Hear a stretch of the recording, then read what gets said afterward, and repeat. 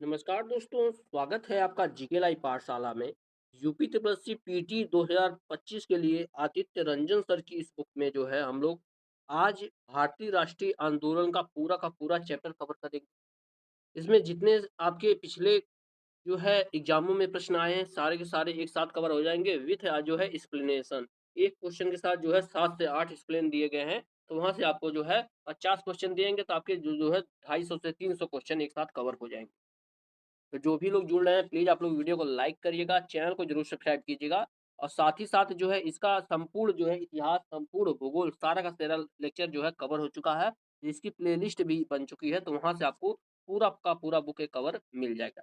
साथ ही साथ आपके जो है ज्ञान बिंदु पब्लिकेशन का, यूथ कंपटीशन टाइम्स का, और जो है आपके घटना चक्र का तो सीरीज, सारी की सारी बुक जो है कवर हो रही हैं। तो एक बार चैनल पर विजिट कीजिए और पूरा का पूरा जो है यूपी ट्रिपल एससी पीईटी के लिए अच्छे से अच्छे नंबर यहाँ से आप ला सकते हैं। तो चलिए ज्यादा बातें न करेंगे, शुरुआत करते हैं भारतीय राष्ट्रीय आंदोलन का यह मैराथन क्लास। प्लीज आप लोग वीडियो को लाइक करिएगा, चैनल को आप लोग जरूर सब्सक्राइब कीजिएगा। भारतीय राष्ट्रीय आंदोलन से आपके निश्चित रूप से जो है 5 से 7 क्वेश्चन बनने वाले हैं, तो यह जो है सेक्शन आपके लिए सबसे ज्यादा इंपॉर्टेंट है। चलिए शुरुआत करते हैं इसके पहले प्रश्न से। इसमें दिया गया है, चित्तरंजन दास और मोतीलाल नेहरू ने परिषद राजनीति में वापसी पर बहस करने के लिए कांग्रेस के भीतर निम्न में से किस राजनीतिक दल का गठन किया था? तो इन्होंने जो है मिलकर के स्वराज पार्टी की स्थापना की थी। ठीक है ना, ऑप्शन यहाँ से डी से होगा, किसकी स्थापना की थी? स्वराज पार्टी की स्थापना की थी। इसकी अगर हम व्याख्या की बात करते हैं तो 1 जनवरी 1923 को स्वराज पार्टी की स्थापना हुई थी, जो कि सी आर दास की इसकी अध्यक्ष तथा मोतीलाल नेहरू इसके सदस्य जो है सचिव बने। तो अध्यक्ष कौन थे? सी आर दास, और यहीं अगर सचिव की बात करते हैं तो मोतीलाल नेहरू जी थे। स्वराज पार्टी ने अपने को कांग्रेस से अभिन्न अंग के रूप में प्रचारित किया तथा हिंसा व असहयोग में अपनी प्रतिबद्धता की प्रकट की। अगला प्रश्न देखते हैं। इसमें दिया गया है, निम्नलिखित में से कौन खुदाई खिदमतगार का संस्थापक था और जिसे बादशाह खान के नाम से भी जाना जाता है? ठीक है ना, बादशाह खान। तो ये थे आपके कौन? खान अब्दुल गफ्फार खान। ठीक है ना, कौन थे? खान अब्दुल गफ्फार खान। ऑप्शन यहाँ से आपका सी सही हो जाएगा। इसकी व्याख्या की हम बात करें तो दिया गया है, लाल कुर्ती पार्टी जो कि खुदाई खिदमतगार के नाम से भी जानी जाती थी और इसकी स्थापना 1929 में हुई थी। यह पश्तूनों का एक सामाजिक और राजनीतिक संगठन था। इस संगठन के सदस्य लाल रंग की कुर्ती पहनते थे, इसलिए इसे जो है लाल कुर्ती पार्टी भी कहा गया। खान अब्दुल गफ्फार खान को सीमांत गांधी, ध्यान रखिएगा, सीमांत गांधी या फैक्टोरियल गांधी के नाम से भी जाना जाता है। यह इंपॉर्टेंट है, कई बार ये चीज पूछी गई है। अगला प्रश्न दिया गया है, वर्ष 1928 में मोतीलाल नेहरू समिति द्वारा किस अधिनियम या विधेयक का प्रस्ताव रखा गया था? तो जवाब हो जाएगा आपका ऑप्शन नंबर डी, यह जो है अधिकारों का बिल लाया गया था। डी ऑप्शन यहां से बनेगा क्या? अधिकारों का जो है बिल लाया गया था। देखते हैं, सर्वदलीय सम्मेलन द्वारा गठित इस समिति को भारत के लिए संविधान का मसौदा तैयार करने का नया कार्य सौंपा गया था। इसने संसदीय शासन प्रणाली और द्विसदनीय विधायिका के साथ भारत के लिए डोमिनियन स्टेट की वकालत की। अगला प्रश्न देखते हैं, इसमें मिलान करने के लिए दिया गया है मराठा प्रमुखों का उनके क्षेत्रों के संबंध में मिलान करें। ठीक है, तो सिंधिया का अगर क्षेत्र की बात करते हैं तो यह जो है उज्जैन के क्षेत्र में सिंधिया का थे। होलकर की बात किया जाए तो यह जो है इंदौर के क्षेत्र में होलकर रहते थे। गायकवाड़ की बात किया जाए तो यह जो है आपके बड़ौदा के क्षेत्र में, और भोसले जो है आपके नागपुर के क्षेत्र में थे। तो इस तरह से अगर मिलान किया जाए तो आपका ऑप्शन नंबर यहाँ से डी जो है यह सही हो जाएगा। ऑप्शन डी आपका सही जवाब में आएगा। देखा जाए इसकी व्याख्या तो वही सेम चीज दिया गया, सिंधिया उज्जैन में थे, होलकर आपके इंदौर में, गायकवाड़ आपके बड़ौदा में और भोसले आपके नागपुर में थे। अगला प्रश्न देखते हैं, इस प्रश्न में दिया गया है आपका, निम्नलिखित में से कौन सा 1892 के सुधारों का विस्तार था? 1800 जो है 92 के सुधारों का विस्तार जो है कौन सा था, यह पूछा गया है आपके। जवाब हो जाएगा आपका ऑप्शन नंबर सी, 1909 का जो परिषद अधिनियम था वह जो है 1892 के सुधारों का जो है विस्तार था, यानी इसको जो है दोबारा से विस्तृत करके लागू किया गया था। ऑप्शन नंबर यहाँ से आपका सी सही हो जाएगा। व्याख्या देखते हैं, 1909 के परिषद अधिनियम को मार्ले मिंटो सुधार के नाम से भी जाना जाता है। यह आपका इंपॉर्टेंट है, तो इसको क्या कहते हैं, मार्ले मिंटो सुधार के नाम से जानते हैं। इस अधिनियम ने विधान परिषदों के आकार का विस्तार किया और मुसलमानों के लिए पृथक निर्वाचन प्रणाली की भी शुरुआत की। नेक्स्ट क्वेश्चन देखते हैं। इस प्रश्न में आपका दिया गया है, 1920 में उत्तर प्रदेश के प्रतापगढ़ जिले में पहला किसान मार्च किसके द्वारा आयोजित किया गया था? किसान मार्च की बात की गई है, किसके द्वारा, जो कि 1920 में हुआ था प्रतापगढ़ में। तो यह जो है आपके जवाहरलाल नेहरू के द्वारा शुरू की गई थी। बी ऑप्शन से होगा यहाँ पर क्या, जवाहरलाल नेहरू। व्याख्या है, किसान मार्च और सभा का गठन भारत में किसान आंदोलन में महत्वपूर्ण घटना थी, जिसका उद्देश्य जो है किसानों के संघर्ष को एक व्यापक संघर्ष में एकीकृत करना था। अगला प्रश्न है, मोतीलाल तेजवत भारतीय राष्ट्रीय आंदोलन के दौरान एक प्रसिद्ध व्यक्तित्व थे। वह भारत के निम्नलिखित में से किस क्षेत्र से संबंधित थे? कौन? मोतीलाल तेजावत की बात हो रही है। मोतीलाल नेहरू ने तेजावत है, ध्यान रखिएगा। जवाब हो जाएगा, यह जो है आपके गदर पार्टी से थे, ठीक है ना। कहां से थे? गदर पार्टी से थे। बी ऑप्शन आपका यहाँ से सही हो जाएगा। माफ कीजिएगा, जो है आंसर बताने में थोड़ी सी मिस्टेक हो गई है। यह जो है आपके राजस्थान से संबंधित थे, ठीक है ना। यहाँ से डी ऑप्शन से कहाँ से संबंधित थे? राजस्थान से यह संबंधित थे। इसकी व्याख्या देखा जाए तो मोतीलाल तेजावत को जो है आदिवासियों का मसीहा भी कहा जाता है, और उन्होंने जो है 1920 के दशक में एक आंदोलन का नेतृत्व भी किया था। अगला प्रश्न है, निम्नलिखित में से किसके नेतृत्व में मंडी षड्यंत्र, ध्यान रखिएगा, मंडी षड्यंत्र हुआ था? तो जो है ऑप्शन यहाँ से इसका बी सही हो जाएगा। किसके? गदर पार्टी के जो है नेतृत्व में हुआ था। इसकी स्थापना जो है लाला हरदयाल ने जो है सैन फ्रांसिस्को में की थी, और ये भी प्रश्न पूछा गया है। देखते हैं इसकी व्याख्या क्या दिया गया है। मंडी परिषद में दिसंबर 1914 से जनवरी 1915 मंडी और सुकेत राज्यों में बैठक हुई थी। इन बैठकों में मंडी और सुकेत के अधीक्षक व वजीर की हत्या कर खजाना लूटने तथा ब्यास नदी पर बने पुल को नष्ट करने की योजना बनाई गई, किंतु षड्यंत्रकारियों को पहले ही पकड़ लिया गया था और उन्हें जो है सजा दी गई। अगला प्रश्न यहाँ पर दिया गया है, निम्नलिखित में से किसने भारतीय राष्ट्रीय आंदोलन के दौरान 16 अगस्त 1946 को प्रत्यक्ष कार्रवाई दिवस मनाया था? प्रत्यक्ष कार्रवाई दिवस की बात हो रही है, तो इसका जवाब हो जाता है आपका option number A, Muslim league ने जो है प्रत्यक्ष कार्रवाई दिवस मनाया था। इसकी व्याख्या दिया गया है, प्रत्यक्ष कार्रवाई दिवस का उद्देश्य ब्रिटिश सरकार पर दबाव बनाना था कि वह मुस्लिम लीग की मांग को स्वीकार करे और एक अलग मुस्लिम देश यानी पाकिस्तान की स्थापना करे। मौलाना आजाद ने जो है 16 अगस्त को भारतीय इतिहास का काला दिन कहा, ठीक है ना। 16 अगस्त को क्या कहा? भारतीय इतिहास का जो है काला जो है दिन कहा। किसने? मौलाना आजाद ने। नेक्स्ट क्वेश्चन है, निम्नलिखित में से किसने प्रसिद्ध पुस्तक पावर्स ऑफ द माइंड लिखी है? ठीक ना, पावर्स ऑफ द माइंड। तो यह पुस्तक जो है स्वामी विवेकानंद जी द्वारा रचित है। सी ऑप्शन सही हो जाएगा यहाँ से, स्वामी विवेकानंद। इसकी व्याख्या देखते हैं। देखिए, व्याख्या देखना जो है सबसे ज्यादा इंपॉर्टेंट है, क्योंकि यहाँ से जो है एक क्वेश्चन से आपके 4 से 5 क्वेश्चन क्लियर हो जा रहे हैं। दिया गया है, स्वामी विवेकानंद जी की अन्य पुस्तकें कौन कौन है? एक है आपका राजयोग, कर्म योग, भक्ति योग, ये सब उनकी पुस्तकें हैं जो कि बहुत ही फेमस हैं। स्वामी विवेकानंद जी का जीवन दर्शन मुख्य रूप से वेदांत दर्शन पर आधारित है, जिसमें ज्ञान, शक्ति और त्याग का महत्व पर जो है बल दिया गया है। अगला प्रश्न दिया गया है, दांडी नामक यात्रा के दौरान निम्नलिखित में से किस सामाजिक कार्यकर्ता ने गांधी जी को आंदोलन को केवल पुरुषों तक सीमित न रखने के लिए राजी किया था? जवाब हो जाता है आपका ऑप्शन नंबर यहाँ से सी, इसका जवाब हो जाएगा। किसने किया था? कमला देवी चट्टोपाध्याय ने किया था। सी ऑप्शन सही होगा क्या? कमला देवी चट्टोपाध्याय।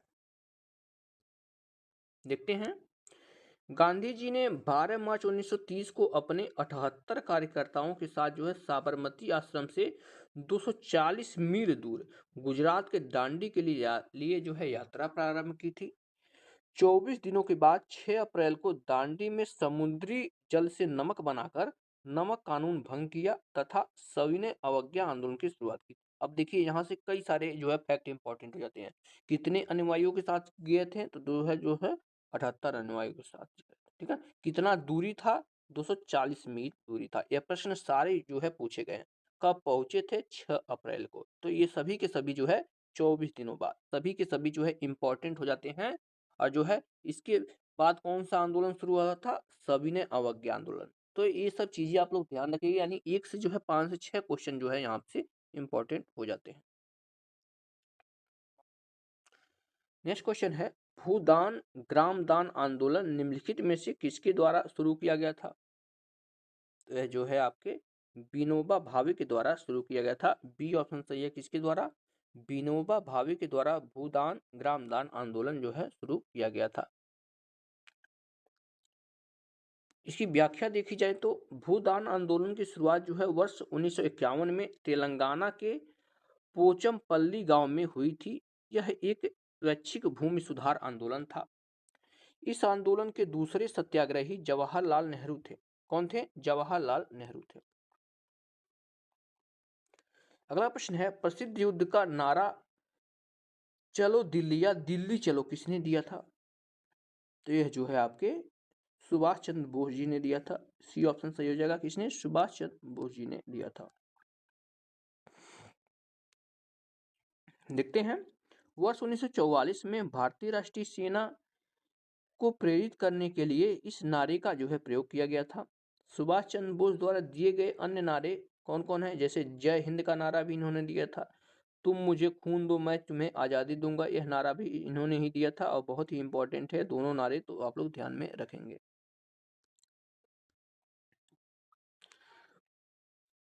अगला प्रश्न है, सरकार के निम्नलिखित में से किस अधिनियम के कारण बंबई से सिंध प्रांत का निर्माण हुआ था? जवाब हो जाता है आपके भारत सरकार अधिनियम 1935 के द्वारा ऐसा किया गया था। ठीक है ना, भारत सरकार अधिनियम 1935 के द्वारा। आप लोग जानते हैं जो है हमारे संविधान में ज्यादातर जो है अनुच्छेद कहाँ से लिए गए हैं? भारत सरकार अधिनियम 1935 से ही लिए गए हैं। ये प्रश्न बार बार पूछा जाता है। इसकी व्याख्या की बात करें तो भारत सरकार अधिनियम 1935 में सिंध एवं उड़ीसा नामक दो प्रांतों का गठन किया गया था। भारत सरकार अधिनियम 1935 द्वारा प्रांतों में द्वैत शासन की समाप्ति एवं स्वायत्त शासन की व्यवस्था का प्रावधान किया गया था। अगला देखते हैं, निम्नलिखित में से किस व्यक्ति ने हिंद स्वराज पुस्तक लिखी थी? हिंद स्वराज पुस्तक की बात हो रही है। जवाब हो जाएगा यह जो है महात्मा गांधी ने जो है इस पुस्तक की रचना की थी। महात्मा गांधी, यहाँ से डी ऑप्शन सही हो जाएगा। अब यहाँ से जो है कुछ लेखक और उनकी जो है पुस्तक दिए गए हैं, देख लेते हैं। बार बार जो पूछे जाते हैं आपके एग्जाम में, जैसे सरदार पटेल जी ने लिखा है ऑन इंडियन प्रॉब्लम लिखा है। सरोजिनी नायडू जी की बात करें तो जो है द ब्रोकिंग विंग नामक पुस्तक इन्होंने लिखी है। जवाहरलाल नेहरू जी की डिस्कवरी ऑफ इंडिया बहुत ही फेमस है, आप लोग जानते हैं। और गांधी जी का जो है हिंद स्वराज नामक पुस्तक बहुत ही जो है इंपॉर्टेंट है एग्जाम की दृष्टि से। नेक्स्ट क्वेश्चन दिया गया है, डलहौजी ने भारत में ब्रिटिश साम्राज्य के लिए जो है अवध पर कब्जा कर लिया। ठीक है ना, किसकी सहायता से जो है अवध पर या किसको छोड़कर अवध पर कब्जा कर लिया था? जवाब हो जाएगा यह जो है हड़प नीति के माध्यम से जो है अवध पर कब्जा किया था। हड़प नीति के माध्यम से, यहाँ से आपका डी ऑप्शन सही होगा। देखते हैं यहाँ पर कौन कौन से राज्यों को मिलाया था जो है डलहौजी। देखिए दिया गया है, डलहौजी द्वारा व्यपगत के सिद्धांत यानी हड़प नीति के अंतर्गत विलय किए गए राज्य हैं। सबसे पहले जो है विलय किया गया था सतारा को 1848 में। देखिए एक क्रम से लगाने के लिए दे दिया जाता है, तो आप लोग इसको ध्यान में रखेंगे, ठीक है ना। सबसे पहले कौन हुआ था, सतारा 1848 में। उसके बाद जो है संभलपुर जो कि जैतपुर है 1849 में हुआ था। फिर आपका बाघट था 1850 में। उदयपुर की बात करते हैं तो इसका विलय जो है 1852 में हुआ था। झांसी का विलय जो है 1853 में हुआ था, यह जो है इंपॉर्टेंट है, बार बार पूछा जाता है। और नागपुर का विलय जो है 1854 में हुआ था। 17वां प्रश्न दिया गया है यहाँ पर, खलीफा की अस्थायी शक्तियों की रक्षा के लिए मार्च कौन से सन में बॉम्बे में एक खिलाफत समिति का गठन किया गया था। यानी किस सन में जो है खिलाफत समिति का गठन किया गया था, कहाँ पर, बॉम्बे में। किसके द्वारा, खलीफा की अस्थायी शक्तियों की रक्षा के लिए। तो यह किया गया था आपका 1919 में। ये ऑप्शन यहाँ से हो जाता है कब, 1919 में। देखते हैं इसका डिटेल। वर्ष 1919 की शुरुआत में अली बंधुओं, कौन कौन अली बंधु थे आपके, एक मौलाना अबुल कलाम आजाद और दूसरा थे अजमल खान और हसरत मोहानी के नेतृत्व में अखिल भारतीय खिलाफत समिति का गठन ब्रिटिश सरकार की तुर्की के प्रति अपना रवैया बदलने हेतु मजबूर करने के लिए जो है किया गया था। अगले प्रश्न की तरफ बढ़ते हैं। इसमें दिया गया है, निम्नलिखित में से कौन सी घटना की प्रतिक्रिया भारत छोड़ो आंदोलन चलाया गया था। यानी किसकी वजह से जो है भारत छोड़ो आंदोलन चलाया गया था। जवाब हो जाएगा जो है क्रिप्स मिशन की विफलता के बाद जो है भारत छोड़ो आंदोलन शुरू किया गया था। यहाँ से आपका डी ऑप्शन सही हो जाएगा। देखते हैं इसके बारे में। मार्च 1942 ईस्वी में क्रिप्स मिशन की विफलता के बाद जो है 8 अगस्त 1942 को बंबई की ग्वालियर टैंक मैदान में मौलाना अबुल कलाम आजाद की अध्यक्षता में अखिल भारतीय राष्ट्रीय कांग्रेस समिति ने भारत छोड़ो का प्रस्ताव पारित किया था। आगे देखते हैं। गांधी जी की अध्यक्षता में 9 अगस्त 1942 ईस्वी को यह आंदोलन बंबई में प्रारंभ हुआ। इसी समय गांधी जी करो या मरो का नारा दिया, है ना। गांधी जी ने इसी समय जो है करो या मरो का नारा दिया था। अगला प्रश्न है, निम्नलिखित में से कौन स्वतंत्र भारत का पहला भारतीय गवर्नर जनरल था। स्वतंत्र भारत की बात हो रही है, तो ये थे आपके चक्रवर्ती राजगोपालाचारी। सी ऑप्शन यहाँ से जो कौन थे, चक्रवर्ती राजगोपालाचारी। देखते हैं इनके बारे में। स्वतंत्र भारत के प्रथम व अंतिम भारतीय गवर्नर जनरल सी राजागोपालाचारी जो कि जून 1948 से लेकर 26 जनवरी 1950 तक जो है रहे थे। आगे देखते हैं। लॉर्ड माउंटबेटन जो 1947-1948 तक स्वतंत्र भारत के प्रथम गवर्नर जनरल थे, ठीक है ना, ध्यान रखिएगा, स्वतंत्र भारत के गवर्नर जनरल की बात हो रही है। 20वां प्रश्न दिया गया है, निम्नलिखित में से किस अधिनियम द्वारा बर्मा को भारत से अलग किया गया था। बर्मा जो है यानी एक अलग राष्ट्र बन गया था। तो यह जो है भारत सरकार अधिनियम 1935 के द्वारा ऐसा किया गया था, यानी बर्मा को जो है अलग राज्य बना दिया गया था। इसके बारे में डिटेल में अगर देखा जाए तो दिया गया है यहाँ पर, बर्मा जो कि म्यांमार है, ब्रिटिश भारत से भारत सरकार अधिनियम 1935 के तहत जो है 1 अप्रैल 1937 को जो है अलग हुआ था। अलगाव के बाद बर्मा एक पृथक ब्रिटिश उपनिवेश बन गया तथा 1948 ईस्वी में ब्रिटिश राज से पूर्ण स्वतंत्र होकर एक स्वतंत्र राष्ट्र बन गया था। कब बना था, 1948 में जो है यह स्वतंत्र हो गया था।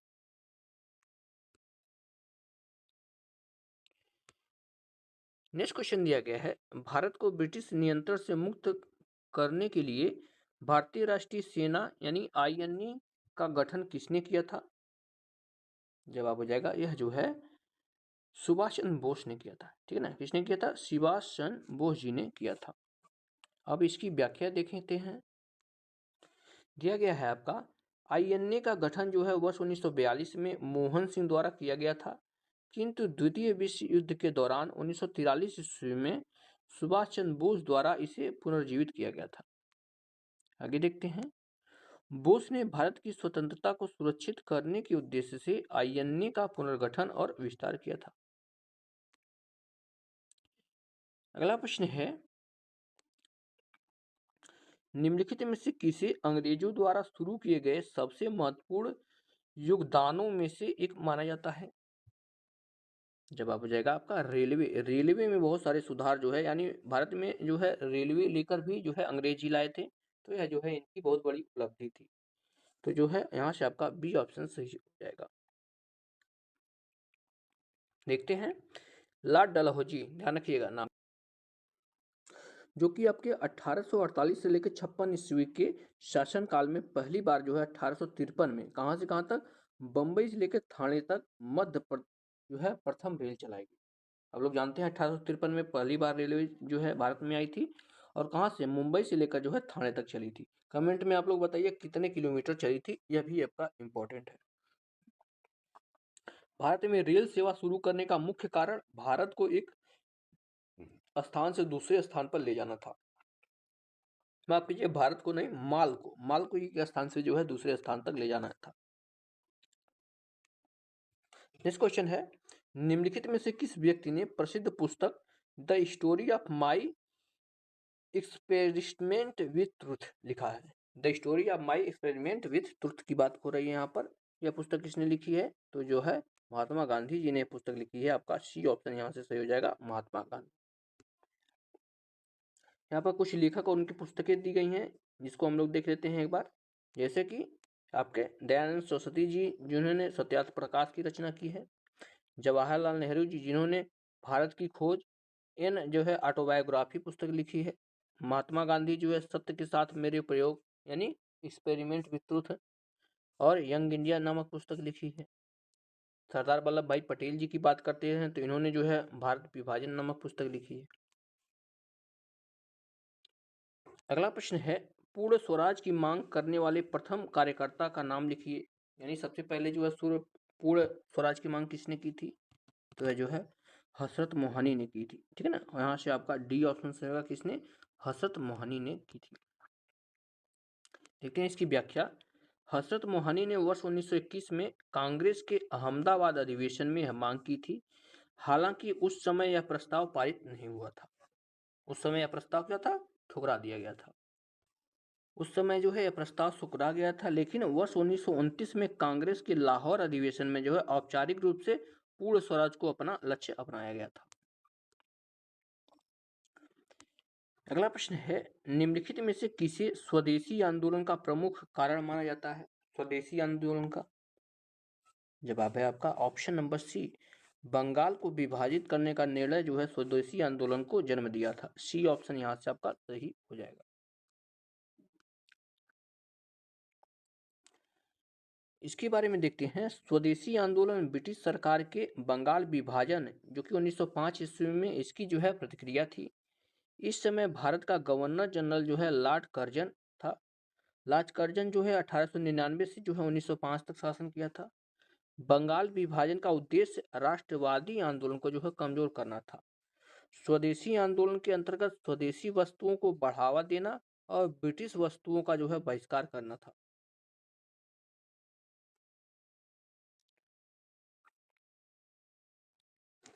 नेक्स्ट क्वेश्चन दिया गया है, ब्रिटिश सरकार ने निम्नलिखित में से किस भाषा को भारतीय समाज में प्रस्तुत करने की उत्सुकता दिखाई? इसका जवाब हो जाता है अंग्रेजी। अंग्रेजी को जो है सबसे ज्यादा जो है इन्होंने प्रमोट किया था। सी ऑप्शन यहाँ से सही हो जाएगा। इसकी व्याख्या देखते हैं। अंग्रेजों ने अपने औपनिवेशिक लक्ष्यों को आगे बढ़ाने के लिए भारत में अंग्रेजी शिक्षा का शुरुआत की थी। इसका उद्देश्य जो है भारतीयों को, विशेष रूप से सैनिकों को, अपनी भाषा और संस्कृति के प्रति जो है अविश्वासी बनाना था।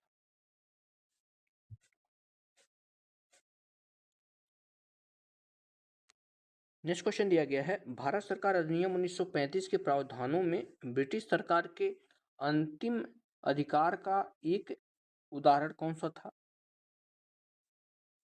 तो इसका जवाब हो जाता है आपका ऑप्शन नंबर ए। यह था आपके प्रांतीय सरकारों पर गवर्नर के लिए विशेष शक्तियां। ए ऑप्शन यहाँ से सही हो जाएगा, प्रांतीय सरकार के लिए गवर्नर की विशेष शक्तियां। इसकी व्याख्या देखते हैं। इस अधिनियम का उद्देश्य शासन में भारतीयों की अधिक भागीदारी के लिए एक ढांचा प्रदान करना था, जबकि अंतिम निर्णय ब्रिटिश हाथों में ही रहे। इस अधिनियम की प्रमुख विशेषता निम्नलिखित है। कौन कौन है? प्रांतीय स्वायत्तता, संघीय संरचना, शक्तियों का विभाजन, संघीय न्याय की स्थापना इसकी जो है सब प्रमुख विशेषता थी। अगला प्रश्न है, फॉरवर्ड ब्लॉक की स्थापना निम्नलिखित में से किसके द्वारा की गई थी? फॉरवर्ड ब्लॉक की स्थापना, इसका जवाब है आपका option number B, Subhash Chandra Bose ji के द्वारा जो है फॉरवर्ड ब्लॉक की स्थापना की गई थी। देखते हैं इसके बारे में। 1939 ईस्वी में त्रिपुरी के कांग्रेस सम्मेलन की अध्यक्ष पद से इस्तीफा देने के बाद सुभाष चंद्र बोस ने मई 1939 में फॉरवर्ड ब्लॉक की स्थापना की थी। इस संस्था का उद्देश्य राजनीतिक वामपंथ को जो है मजबूत करना था। अगला प्रश्न देखते हैं, इसमें दिया गया खिलाफत मुद्दे को उठाने के महात्मा गांधी के निर्णय के पीछे मुख्य कारण क्या था? यानी खिलाफत आंदोलन शुरू करने का जो है मुख्य उद्देश्य क्या था, ये आपसे प्रश्न में पूछा गया है। इसकी जवाब हो जाएगा आपका ऑप्शन नंबर यहाँ से ए, इसका जवाब हो जाता है खिलाफत आंदोलन जो है हिंदू और मुसलमानों के बीच अधिक एकता के लिए चालू किया गया था। यहाँ से ये ऑप्शन सही हो जाएगा। इसकी व्याख्या देखते हैं। गांधी जी भारतीय मुसलमानों को ब्रिटेन के विरुद्ध स्वतंत्रता आंदोलन में मिलाना चाहते थे, इसलिए उन्होंने इस आंदोलन को सहयोग दिया। खिलाफत आंदोलन जो कि 1919 से लेकर 1924 तक चला था, प्रथम विश्व युद्ध के बाद भारतीय मुसलमानों द्वारा शुरू किया गया एक राजनीतिक अभियान था। नेक्स्ट क्वेश्चन है, इनमें से कौन हड़प नीति का कट्टर समर्थक था? हड़प नीति का जवाब हो जाता है आपका ऑप्शन नंबर यहाँ से बी, लॉर्ड डलहौजी जो है हड़प नीति, यही जो है इसकी जो है दिमाग की उपज थी। ऑप्शन नंबर यहाँ से आपका बी सही हो जाएगा। इसकी व्याख्या देखते हैं। लॉर्ड डलहौजी जो कि 1848 से 56 तक राज्य किया था, इसने जो है राज्यों को 3 प्रकार से हड़पा था। किस किस प्रकार से? पहला जो है युद्ध द्वारा जीत लिया था, दूसरा जो है कुशासन एवं भ्रष्टाचार का आरोप लगाकर, और तीसरा जो है गोद निषेध प्रथा, राज्य हड़प नीति या व्यक्तिगत के सिद्धांत पर जो है 3 तरह से जो है राज्यों को आपस में मिला लेता था। 21वां प्रश्न है आपका, साइमन कमीशन किस वर्ष भारत में प्रथम बार आया था? साइमन कमीशन तो सबसे पहले जो है 1928 में जो है भारत में आया था। यहाँ से आपका ऑप्शन डी सही हो जाएगा। 1928 में साइमन कमीशन प्रथम बार भारत आया था। कांग्रेस द्वारा किस अधिवेशन में ऐतिहासिक पूर्ण स्वराज, ध्यान रखिएगा, पूर्ण स्वराज का प्रस्ताव पारित किया गया था? तो जो है लाहौर अधिवेशन में किया गया था। यहाँ से आपका बी ऑप्शन सही होगा। कहाँ पर? लाहौर अधिवेशन में ऐसा किया गया था। इसकी व्याख्या देखें तो दिसंबर 1929 में लाहौर अधिवेशन में कांग्रेस ने पूर्ण स्वराज का प्रस्ताव पारित किया। इस अधिवेशन की अध्यक्षता जो है जवाहरलाल नेहरू ने की थी। यहाँ से इंपॉर्टेंट है, किसने की थी? जवाहरलाल नेहरू जी ने की थी। इस अधिवेशन में सविनय अवज्ञा आंदोलन प्रारंभ करने की अनुमति दी गई थी, यानी इसी के बाद जो है सविनय अवज्ञा आंदोलन शुरू किया गया था। यहाँ पर जो है मिलान करना है, 33 नंबर का क्वेश्चन देख लीजिए। जो है मिलान करना है, यानी कौन सा एसोसिएशन है और किसने शुरू किया था, यानी कौन सा संस्था किसने शुरू किया था। तो इसकी अगर हम बात करते हैं इंडियन नेशनल आर्मी की अगर हम बात करते हैं तो इसकी स्थापना जो है सुभाष चंद्र बोस ने की थी। यहाँ से हो जाएगा। गदर पार्टी जो है इसकी स्थापना जो है लाला हरदयाल ने सैन फ्रांसिस्को में की थी। कई बार यह पूछा गया है। मित्र मेला की अगर बात करते हैं तो वीडी सावरकर ने किया था, और होम रूल लीग जो है एनी बेसेंट ने शुरू किया था। इस तरह से अगर मिला दिया जाए तो आपका ऑप्शन यहाँ से आपका बी सही हो जाएगा। इसकी व्याख्या में सेम उसी तरह मिला दिया गया है। यहाँ से देख सकते हैं आप, इंडियन नेशनल आर्मी जो है सुभाष चंद्र बोस ने बनाया था, गदर पार्टी लाला हरदयाल ने किया था, मित्र मेला की शुरुआत जो है वीडी सावरकर जी ने किया था, और होम रूल लीग जो है एनी बेसेंट ने शुरू किया था। बढ़ते हैं अगले प्रश्न की तरफ। इसमें दिया गया है आपका, निम्न में से किसने महात्मा गांधी के खिलाफत आंदोलन से जुड़े हुए जो है जुड़ने का विरोध किया था? तो यह जो है मोहम्मद अली जिन्ना ने किया था। यहाँ से आपका ऑप्शन यहाँ से ये सही हो जाएगा। किसने? मोहम्मद अली जिन्ना ने जो है इसका विरोध किया था। देखते हैं, प्रथम विश्व युद्ध की में तुर्की की पराजय हुई। भारतीय मुसलमान तुर्की के सुल्तान को अपना खलीफा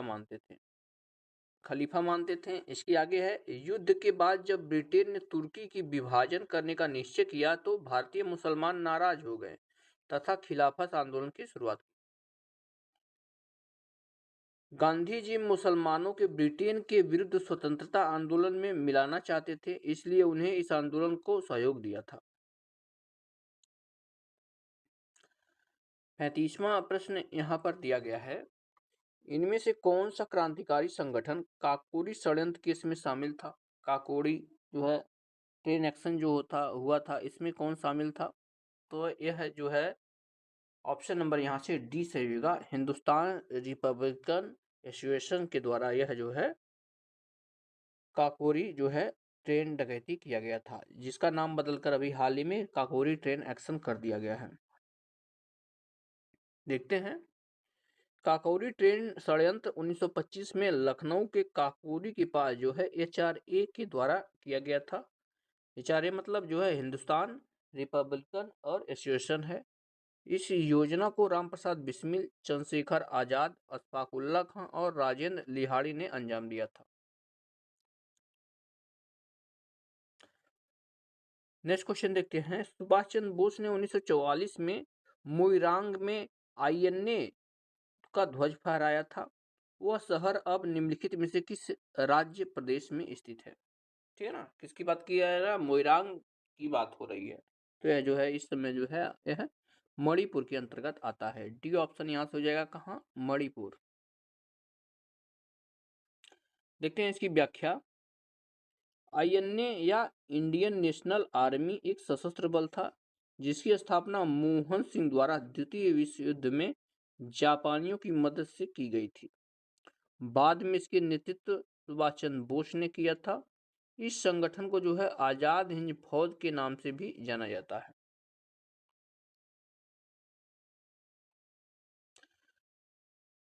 नेक्स्ट क्वेश्चन दिया गया है, 1851 में गवर्नर जनरल लॉर्ड डलहौजी ने निम्नलिखित में से किस राज्य का वर्णन एक चेरी जो एक दिन हमारे मुंह में गिरेगी के रूप में किया है? यानी लॉर्ड डलहौजी ने किस जो है राज्य के बारे में कहा था कि यह एक चेरी है, एक दिन ये जरूर हमारे मुंह में गिरेगी?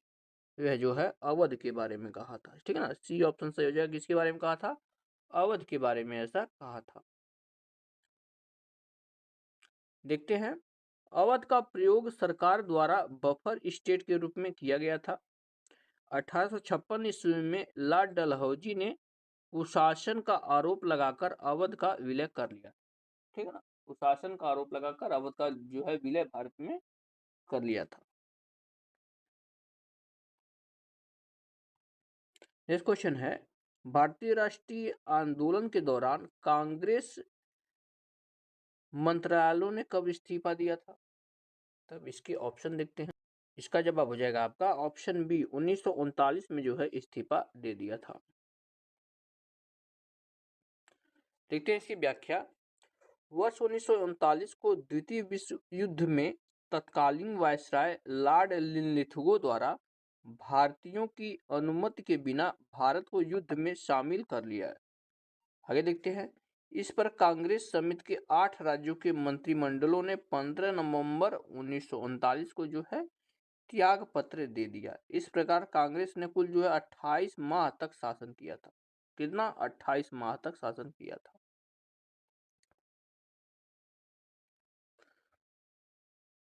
अगला प्रश्न है, 1942 में विंस्टन चर्चिल द्वारा गांधी जी और कांग्रेस के साथ समझौता करने का प्रयास करने के लिए किसे भारत भेजा था? ऑप्शन ए है सर स्टेफोर्ड क्रिप्स, दूसरा है लॉर्ड रिपन, तीसरा है आपका लॉर्ड माउंटबेटन और चौथा है लॉर्ड जो है लिनलिथगो। जवाब हो जाएगा यह जो है कौन सा मिशन आया था? क्रिप्स मिशन आया था। ए ऑप्शन यहाँ से हो जाएगा, सर स्टोफर्ड क्रिप्स की अध्यक्षता में यह मिशन आया था। देखते हैं इसके बारे में क्या क्या दिया गया है। विंस्टन चर्चिल ने 22 मार्च 1942 ईस्वी को क्रिप्स मिशन भारत भेजा था। क्रिप्स को यह आदेश दिया था कि वह बहुसंख्यक हिंदुओं के साथ साथ अल्पसंख्यक जाति मुसलमानों की भी सहमति प्राप्त करे। आगे देखते हैं, गांधी जी ने किस मिशन को उत्तर तिथि चेक यानी पोस्ट डेटेड चेक भी कहा है? यह जो है कोट बहुत बार पूछा जाता है, यानी किस मिशन को कहा था, तो क्रिप्स मिशन को कहा था। आप लोग इसको जो है ध्यान में रखिएगा, यहां से प्रश्न बार बार बनते आए हैं।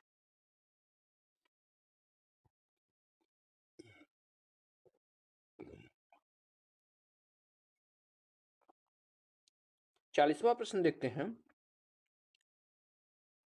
इसमें दिया गया, भारतीय मुसलमान चाहते थे कि खलीफा को तत्कालीन तुर्की साम्राज्य में मुस्लिम पवित्र स्थानों पर नियंत्रण बनाए रखने की अनुमति दी जाए। इस साम्राज्य को निम्नलिखित में से किस नाम से भी जाना जाता था? देखिए, इस तरह से प्रश्न 2023 के पीईटी में आया था, तो यह जो है इसी तरह के प्रश्न आपके आगे भी पेपर में बनेंगे। तो यह जो है इसका नाम दिया गया था जो है ऑटोमन। सी ऑप्शन सही होगा। क्या नाम दिया गया था? ऑटोमन के नाम से जो है इसे जानते हैं। देखते हैं इसके बारे में।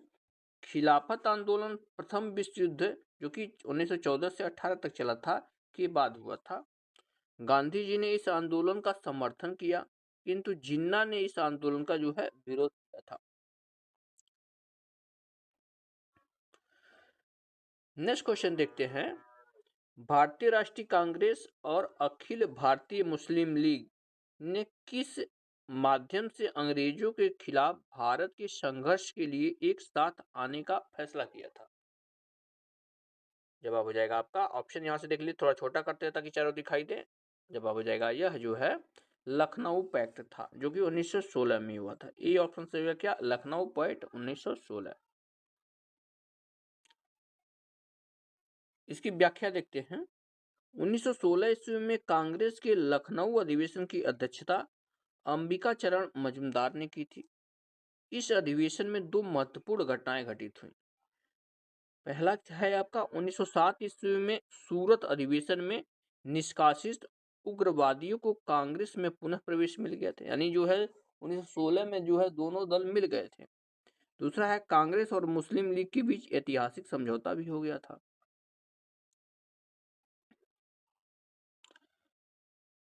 अगला प्रश्न देखते हैं, 42 नंबर का दिया गया है।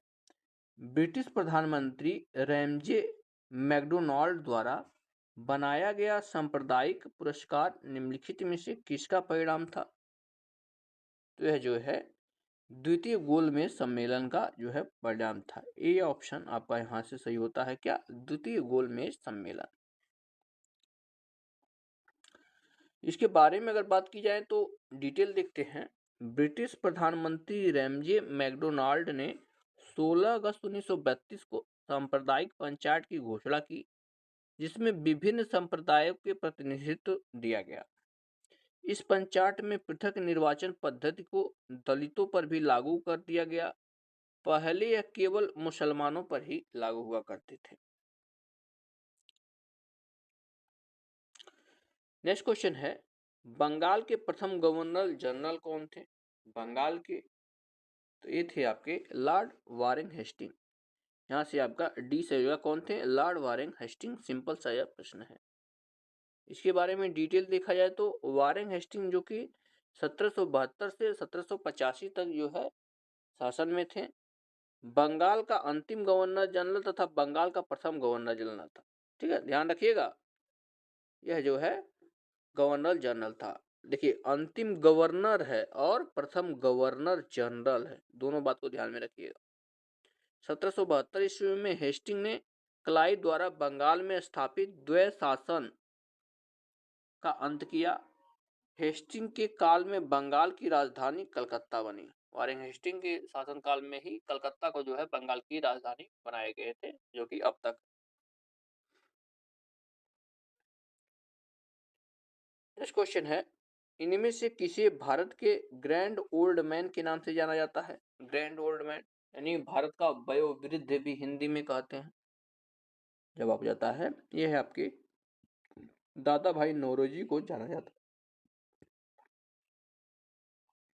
बी ऑप्शन यहाँ से सही हो जाएगा। क्या दादा भाई नौरोजी को जो है ग्रैंड ओल्ड मैन के नाम से भी जाना जाता है। इसकी व्याख्या देखा जाए तो दिया गया है, दादा भाई नौरोजी ब्रिटिश संसद के पहले भारतीय सदस्य थे। वर्ष 1866 में उन्होंने ईस्ट इंडिया एसोसिएशन की स्थापना की। उन्होंने ड्रेन ऑफ वेल्थ यानी धन का निष्कासन का सिद्धांत का प्रतिपादन किया। 1901 में उन्होंने poverty and un British rule in India नामक पुस्तक की रचना की। यह इंपॉर्टेंट है। Poverty and un British rule in India पुस्तक के लेखक कौन है? दादा भाई नौरोजी हैं। इसको ध्यान में रखिएगा, यह निश्चित रूप से आपके पेपर में छपने वाला प्रश्न है। आगे बढ़ते हैं। 45 नंबर का प्रश्न दिया गया है, सन 1915-16 में किसके नेतृत्व में दो होम रूल लीग की शुरुआत हुई थी? जवाब हो जाएगा आपका ऑप्शन नंबर बी। यह जो है एनी बेसेंट और लोकमान्य तिलक के जो है नेतृत्व में हुई थी। ठीक है ना, यहाँ से बी ऑप्शन सही हो जाएगा। इसी व्याख्या देखते हैं। होम रूल की योजना एनी बेसेंट ने बनाई। उन्होंने इसकी प्रेरणा आयरलैंड में चल रहे होम रूल आंदोलन से मिली थी। इंडियन होम रूल लीग के प्रथम प्रेसिडेंट जोसेफ बैप्टिस्टा तथा प्रथम सचिव एनसी केलकर थे। तिलक को होम रूल लीग के दौरान ही लोकमान्य की पदवी दी गई थी। नेक्स्ट क्वेश्चन दिया गया है, करो या मरो का नारा किसने दिया था? सिंपल सा प्रश्न है। तो करो या मरो का नारा जो है महात्मा गांधी ने दिया था। यहाँ से आपका सी ऑप्शन से किसने दिया था? महात्मा गांधी जी ने दिया था। इसकी व्याख्या देखें तो दिया गया है, 9 अगस्त 1942 को बंबई के ग्वालियर टैंक मैदान से भारत छोड़ो आंदोलन की शुरुआत हुई। गांधी जी ने करो या मरो का नारा दिया। उसी समय जो है गांधी जी ने करो या मरो का नारा दिया था। गांधी जी ने कहा, या तो हम भारत को आजाद कराएंगे या तो इस कोशिश से हमें अपनी जान दे देंगे। यह जो है उन्होंने कहा था। नेक्स्ट क्वेश्चन है, जब सुभाष चंद्र बोस ने भारतीय राष्ट्रीय कांग्रेस के अध्यक्ष पद से इस्तीफा दे दिया तो इस पद का जो है प्रस्ताव किसे दिया गया था? तो यह जो है यह पद जो है डॉक्टर राजेंद्र प्रसाद जी को दिया गया था। बी ऑप्शन से हो जाएगा इसको डॉक्टर राजेंद्र प्रसाद जी को। देखते हैं यहाँ पर 1939 में कांग्रेस के हरिपुरा अधिवेशन, इस अधिवेशन का नाम ध्यान रखिएगा, हरिपुरा अधिवेशन में अध्यक्ष पद को लेकर गांधी जी द्वारा प्रस्तावित उम्मीदवार पट्टाभी सीतारमैया के मुद्दे पर मतभेद को लेकर सुभाष चंद्र बोस ने कांग्रेस पद से जो है इस्तीफा दे दिया था। वर्ष 1938 के त्रिपुरी अधिवेशन की अध्यक्षता जो है सुभाष चंद्र बोस ने की थी।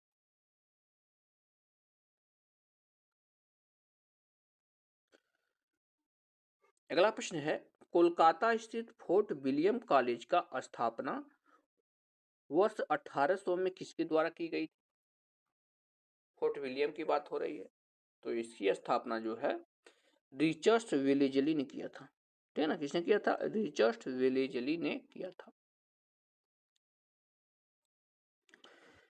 इसकी व्याख्या की बात करते हैं तो लोक सेवकों को प्रशिक्षण देने के लिए इस कॉलेज की स्थापना की गई थी। इसके प्रिंसिपल हेनरी टी कोलब्रुक थे। कौन थे? हेनरी टी कोलब्रुक थे। 1802 ईस्वी में कोर्ट ऑफ डायरेक्टर्स के विरोध के कारण इस कॉलेज को बंद कर दिया गया था। अब यहाँ पर देखिए अगला प्रश्न थोड़ा छोटा करते हैं। देखिए मिलान करने वाला है ताकि सबको अच्छे से इस क्वेश्चन के बारे में जानकारी मिले। यहाँ से देखिए, हाँ दिया गया है यहाँ पर, भारतीय राष्ट्रीय आंदोलन की निम्नलिखित घटनाओं में से उसे घटित होने से मिलाएं। उनके घटित होने से मिलाना है आपको। देखिएगा यहाँ पर पहला दिया गया है आपका बारडोली में किसान आंदोलन, यानी बारडोली सत्याग्रह के नाम से जाना जाता है। तो यह जो है 1928 में हुआ था। पहला का जो है चौथे से मिला देंगे। दूसरा दो है दिया गया, महात्मा गांधी ने नोआखली की यात्रा कब की थी? तो यह जो है 1946 में किया था। यहाँ से 1946 हो जाएगा। फिर दिया है गांधी जी ने लंगोटी पहनना कब शुरू किया। देखिए यह प्रश्न पूछा गया था 2023 वाले में, लंगोटी पहनना कब शुरू किया था, आपको याद आ रहा होगा, यूनिक क्वेश्चन था। जवाब हो जाता है आपका ऑप्शन ए 1921 में शुरू किया था। ठीक है, कब किया था, 1921 में किया था। और दिया गया अहमदाबाद में मिल मजदूरों की हड़ताल कब हुई थी, तो 1918 एक बचा है तो इससे मिला दीजिए इस तरह से। तो यहाँ से आपका ऑप्शन नंबर देखा जाए तो सी सही हो जाएगा।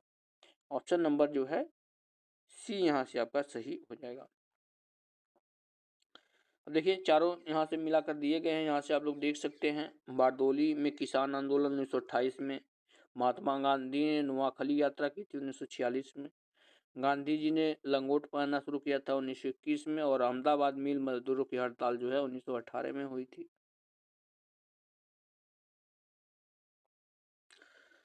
नेक्स्ट क्वेश्चन दिया गया है आपका,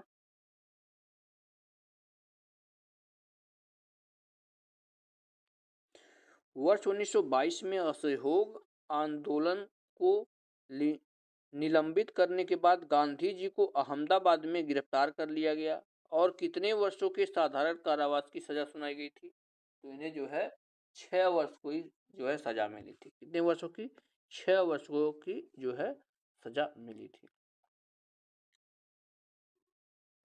यहाँ से व्याख्या से इसको क्लियरिटी लेते हैं। दिया गया है असहयोग आंदोलन की समाप्ति के बाद गांधी जी की स्थिति कमजोर हुई और उन्हें सरकार द्वारा 10 मार्च 1922 को गिरफ्तार कर लिया गया तथा 6 वर्ष की सजा सुनाई गई।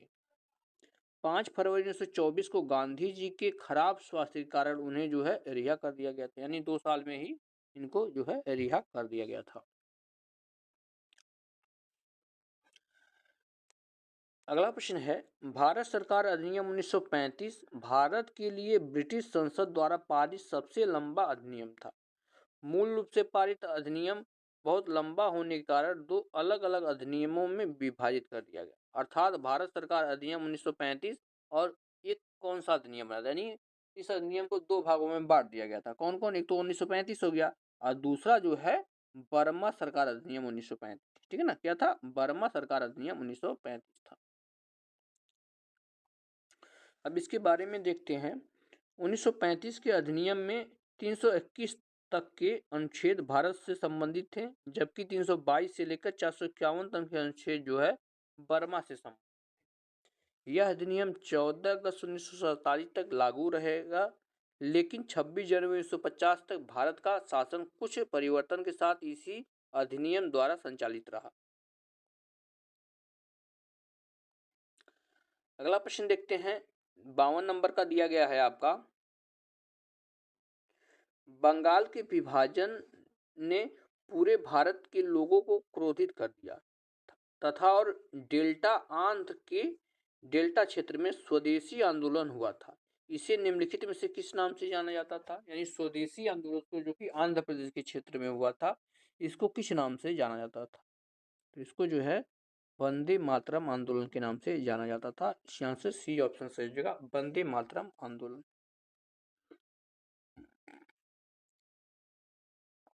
अब इसकी व्याख्या देखेंगे।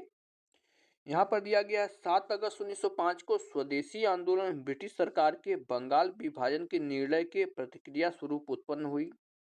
इसने भारतीयों को ब्रिटिश वस्तुओं का बहिष्कार करने और स्वदेशी उत्पादों के उपयोग को बढ़ावा देने के लिए प्रोत्साहित किया।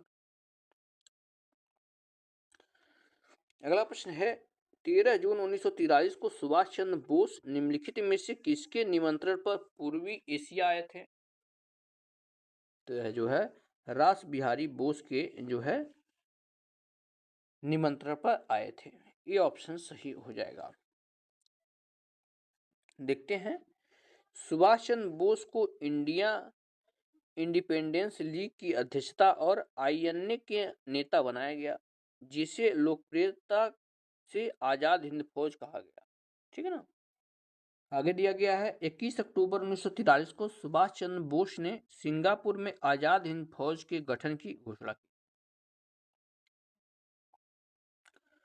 अगला प्रश्न है, राष्ट्रवाद की पहली स्पष्ट अभिव्यक्ति निम्नलिखित में से किस क्रांति से हुई थी, तो यह जो है फ्रांसीसी की क्रांति थी। यहाँ से आपका डी ऑप्शन से हो गया, कहाँ की, फ्रांसीसी की क्रांति थी। देखता हूँ 1789 की फ्रांसीसी क्रांति ने राष्ट्रवाद को। सेवा क्षेत्र का दूसरा नाम क्या है? पहला प्रश्न है, जवाब हो जाएगा इसका दूसरा नाम तृतीय क्षेत्र है। ऑप्शन यहाँ से ए सही हो जाएगा, तृतीय क्षेत्र। इसकी व्याख्या है, सेवा क्षेत्र को तृतीय क्षेत्र के रूप में भी जाना जाता है। इसमें निम्न सेवाएं शामिल हैं, जैसे परिवहन, बैंकिंग, शिक्षा, स्वास्थ्य सेवा, पर्यटन, संचार, ये सब जो है तृतीय क्षेत्र के अंतर्गत आते हैं। दूसरा प्रश्न है, नई आर्थिक नीति को सामान्यतः विकास के किस मॉडल के रूप में जाना जाता है? नई आर्थिक नीति को, जवाब हो जाता है इसे जो है एलपीजी के रूप में जाना जाता है। यहाँ से आपका सी से हो जाएगा एलपीजी। भारत में नई आर्थिक नीति 1991 को आमतौर पर विकास के एलपीजी मॉडल के रूप में जाना जाता है, जहां एलपीजी का अर्थ जो है उदारीकरण, निजीकरण और जो है वैश्वीकरण है। ठीक है ना, ये जो है याद में रखिएगा।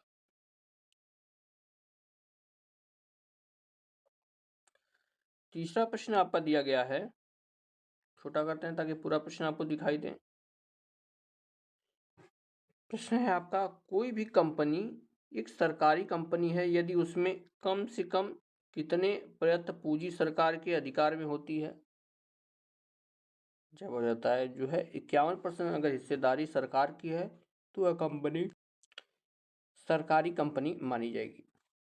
यहाँ से आपका ए ऑप्शन सही होगा, 51% हिस्सेदारी जो है सरकार की होनी चाहिए। इसकी व्याख्या दिया गया है,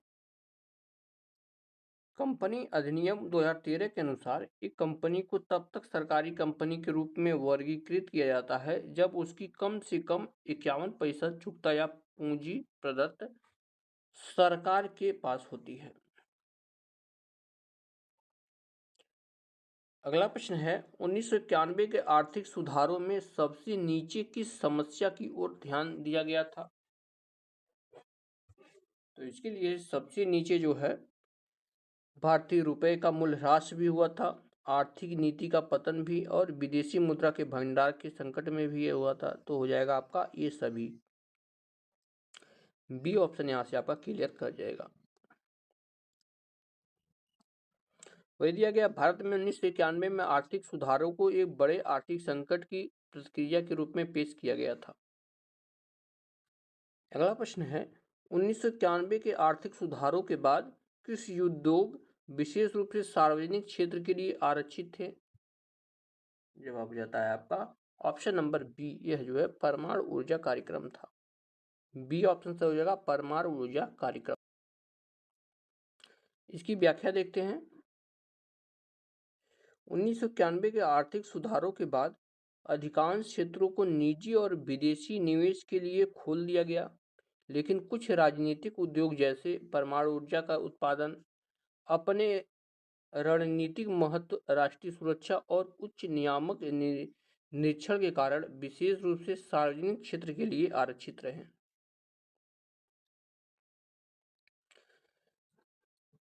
अगला प्रश्न है, 1991 की आर्थिक नीति एनईपी के तहत उदारीकरण और निजीकरण की पहल का प्राथमिक परिणाम निम्नलिखित में से कौन सा था? चार ऑप्शन यहाँ पर दिए गए हैं, प्राथमिक परिणाम के बारे में पूछा गया है। इसका जवाब हो जाएगा आपका ऑप्शन नंबर यहाँ से सी, वैश्वीकरण। सी ऑप्शन यहाँ से हो जाएगा क्या, वैश्वीकरण था। भारत में 1991 की नई आर्थिक नीति उदारीकरण, निजीकरण और वैश्वीकरण यानी जो है एलपीजी पर केंद्रित थी, जिसे अक्सर एलपीजी सुधार कहा जाता है। उदारीकरण और निजीकरण का प्राथमिक परिणाम वैश्वीकरण था, जिसका उद्देश्य भारत की अर्थव्यवस्था को वैश्विक बाजार से जोड़ना, विदेशी व्यापार और निवेशों को प्रोत्साहित करना था।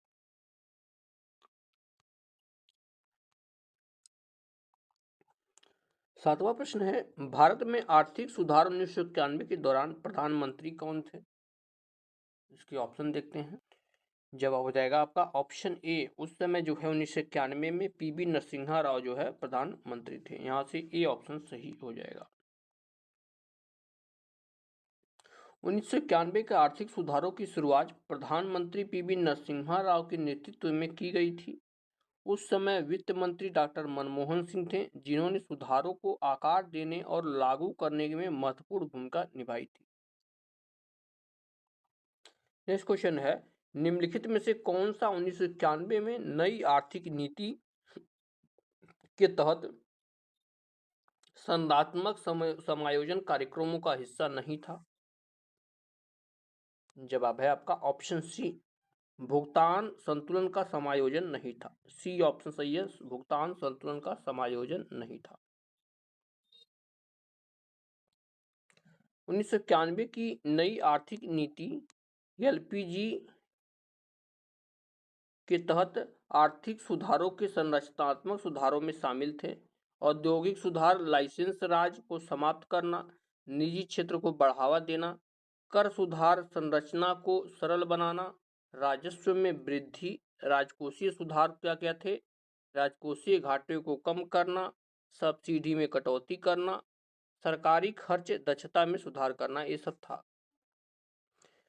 अगला प्रश्न है, निम्नलिखित में से, माफ कीजिएगा, निम्नलिखित में से कौन भारतीय आर्थिक नियोजन के जनक थे?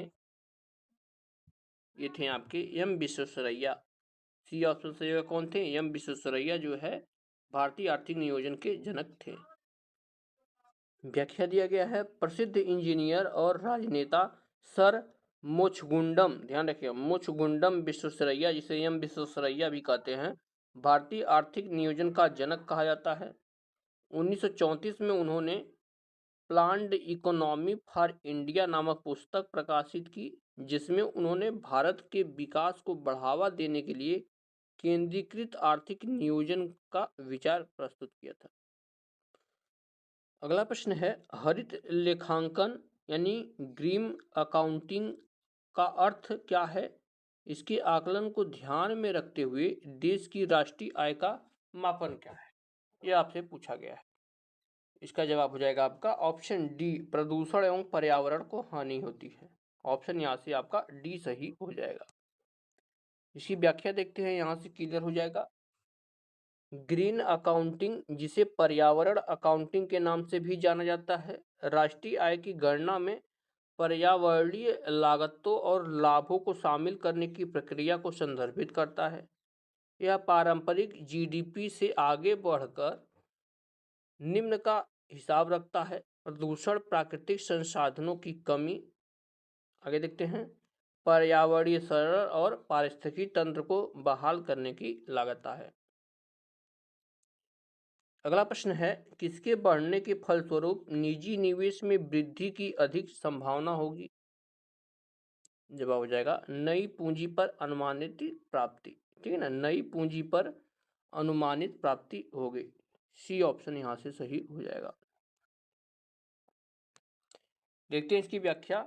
जब व्यवसाय अपने नए निवेश, नई पूंजी जैसे कि कारखाना बनाना या मशीनें खरीदना पर उच्च प्राप्ति का अनुमान लगाते हैं, तो वे निवेश करने की अधिक संभावना रखते हैं, क्योंकि उन्हें अधिक लाभ कमाने की उम्मीद है और इसलिए व्यवसायों को निवेश सार्थक लगता है।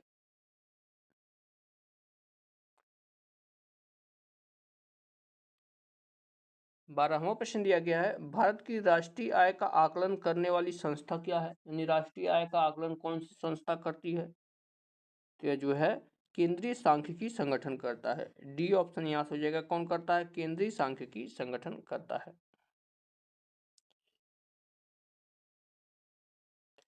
केंद्रीय सांख्यिकी संगठन यानी सीएसओ, जो अब राष्ट्रीय सांख्यिकी कार्यालय का हिस्सा है और सांख्यिकी एवं कार्यक्रम कार्यान्वयन मंत्रालय के तहत काम करता है, भारत की राष्ट्रीय आय का आकलन करने के लिए जिम्मेदार प्राथमिक निकाय है।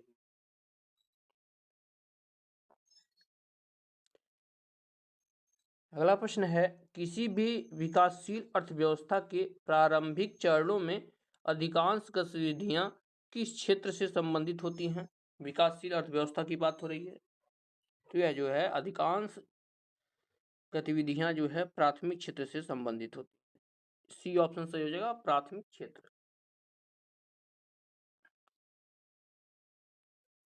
यहाँ पर दिया गया है, विकासशील अर्थव्यवस्था के प्रारंभिक चरणों में अधिकांश लोग प्राथमिक क्षेत्र में लगे होते हैं, जिसमें कृषि, मत्स्य पालन, वानिकी और खनन जैसी गतिविधियां शामिल होती हैं। अगला प्रश्न है, निम्नलिखित में से कौन सा क्षेत्र भारत का सबसे बड़ा नियोक्ता है? प्राथमिक, द्वितीयक या तृतीयक? तो सबसे बड़ा नियोक्ता जो है आपके प्राथमिक क्षेत्र है। ए ऑप्शन सही होगा। कौन सा क्षेत्र है? प्राथमिक क्षेत्र सबसे बड़ा नियोक्ता है।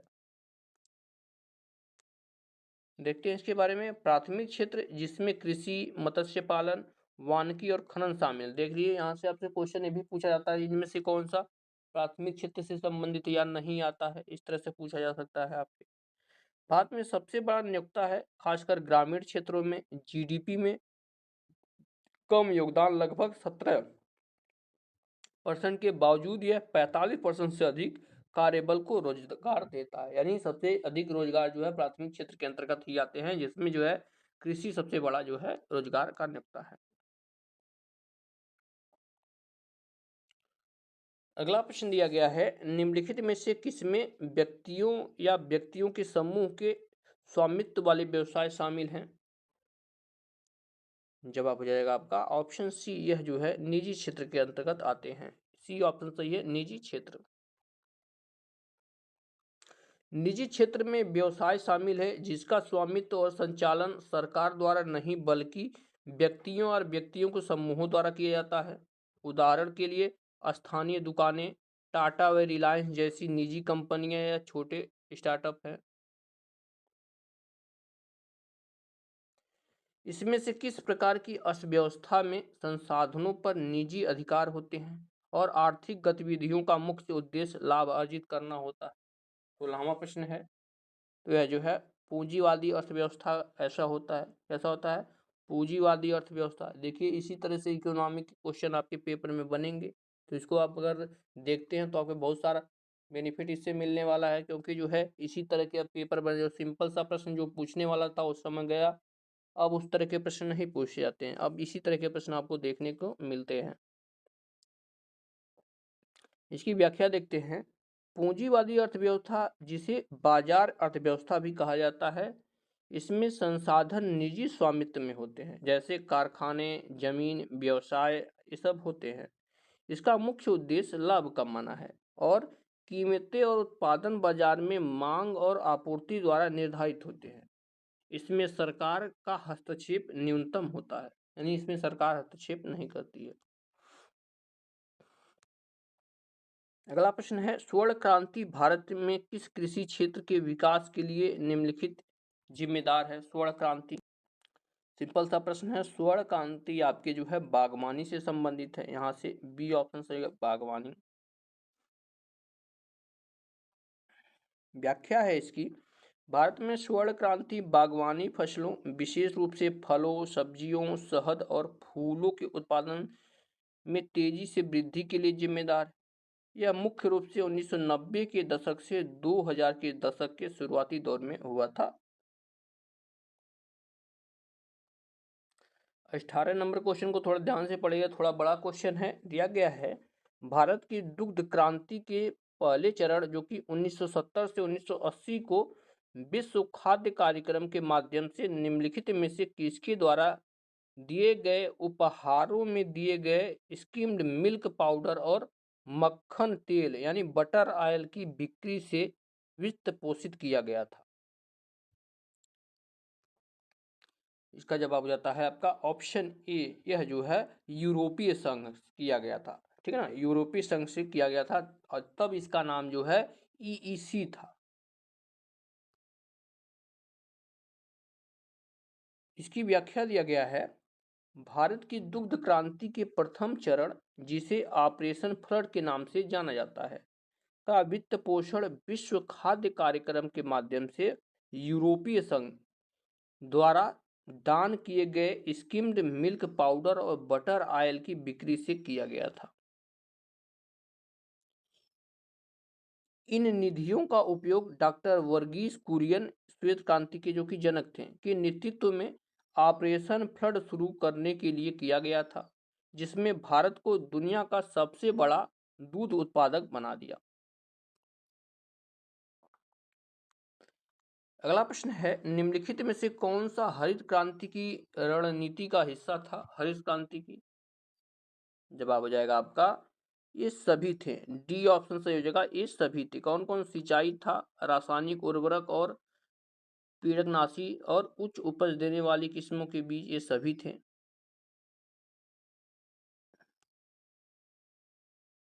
इसकी व्याख्या देखते हैं।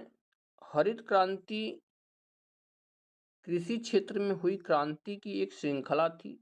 इसका उद्देश्य खाद्य उत्पादन को बढ़ाना था, मुख्य रूप से उच्च उपज देने वाली फसल किस्में का प्रयोग, रासायनिक उर्वरकों और कीटनाशकों के प्रयोग में वृद्धि तथा सिंचाई पद्धतियों में सुधार के माध्यम से था।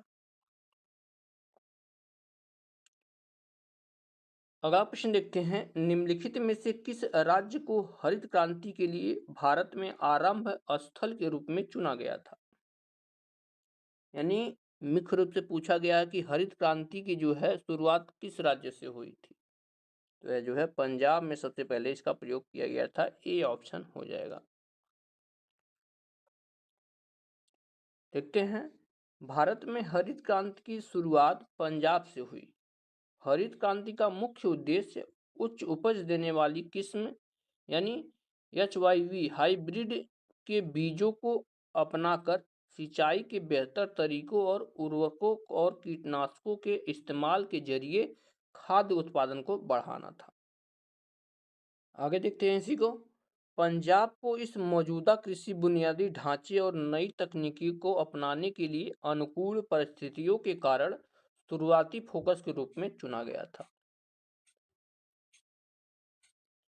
21वां प्रश्न है, निम्नलिखित में से किसे भारत में हरित क्रांति के जनक के रूप में जाना जाता है? जवाब हो जाएगा जो है एम.एस. स्वामीनाथन को जो है भारत में हरित क्रांति के जनक के रूप में जाना जाता है। किसे? एम.एस. स्वामीनाथन जी को। देखते हैं इसके बारे में। Doctor MS. स्वामीनाथन को भारत में हरित क्रांति के जनक कहा जाता है। 1960 के दशक में उन्होंने वैज्ञानिकों के साथ मिलकर गेहूं और चावल की उच्च उपज देने वाली किस्मों और बेहतर कृषि पद्धतियों को पेश किया था। इससे भारत को खाद्यान्न की कमी से लड़ने और खाद्यान्न उत्पन्न में आत्मनिर्भर बनाने में मदद मिली थी। अगला प्रश्न है, भारत में श्वेत क्रांति के जनक के रूप में कौन जाना जाता है? श्वेत क्रांति जवाब हो जाएगा आपका option B, doctor Verghese Kurien ji हैं। यह श्वेत क्रांति के जनक के रूप में जाने जाते हैं। डॉक्टर वर्गीस कुरियन को भारत में श्वेत क्रांति के जनक के रूप में जाना जाता है। ऑपरेशन फ्लड के पीछे उनका योगदान था, जिसने भारत में दूध की कमी वाले देश से दुनिया के सबसे बड़े दूध उत्पादक देश में बदल दिया।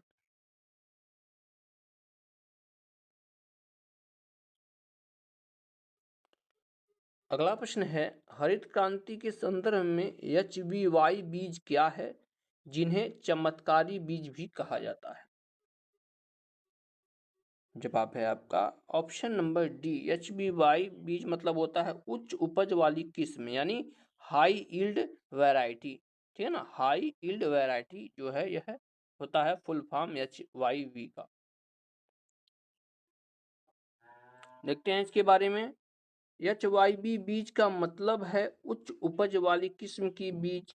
ये हरित क्रांति का एक प्रमुख घटक थे, जिसका उद्देश्य कृषि उत्पादन विशेष रूप से गेहूं और चावल को बढ़ाना था। इन बीजों को चमत्कारी बीज भी कहा जाता है, क्योंकि ये प्रति हेक्टेयर अधिक फसल पैदा करते हैं, उर्वरकों और सिंचाई के लिए अच्छी प्रतिक्रिया देते हैं और पारंपरिक बीजों की तुलना में तेजी से बढ़ते हैं। अगला प्रश्न देखते हैं। अपने पहले चरण के दौरान ऑपरेशन फ्लड ने भारत के 18 प्रमुख दुग्ध शेडों को भारत के 4 प्रमुख महानगरीय शहरों में उपभोक्ता के साथ जोड़ा।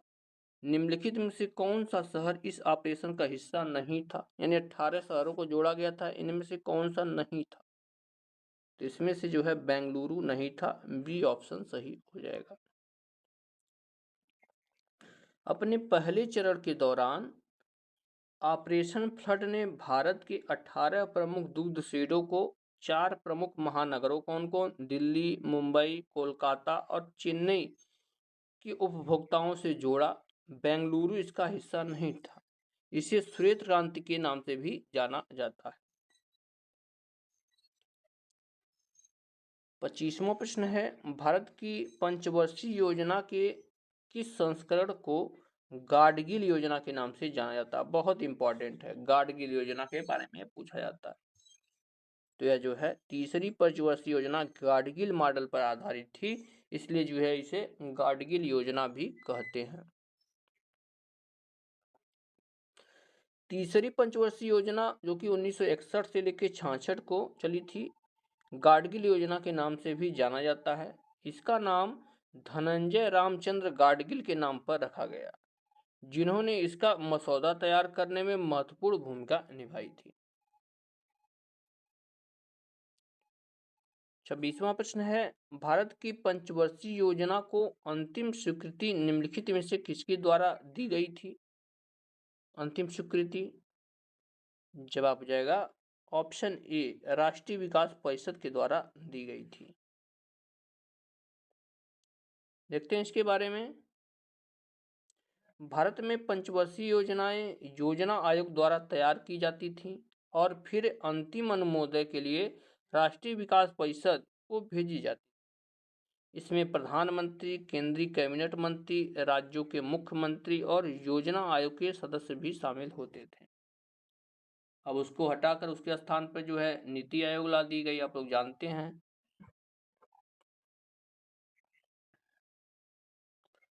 नेक्स्ट क्वेश्चन दिया गया है। स्थिरता के साथ विकास के उद्देश्य से निम्नलिखित में से कौन सी पंचवर्षीय योजना शुरू की गई थी? स्थिरता के साथ विकास, यह किस पंचवर्षीय योजना का जो है उद्देश्य था, यही आपसे पूछा गया है। तो यह जो है आपके चौथी पंचवर्षीय योजना का उद्देश्य था। ए ऑप्शन सही हो जाएगा, चौथी पंचवर्षीय योजना। ठीक है, तो इस लेक्चर को जो है यहीं पर रोकते हैं। इसके आगे जो है नेक्स्ट लेक्चर में कंटिन्यू करेंगे। तो वीडियो अगर पसंद आई हो तो आप लोग लाइक जरूर करिएगा और चैनल को जरूर सब्सक्राइब कीजिएगा। मिलते हैं नेक्स्ट लेक्चर में, तब तक के लिए धन्यवाद।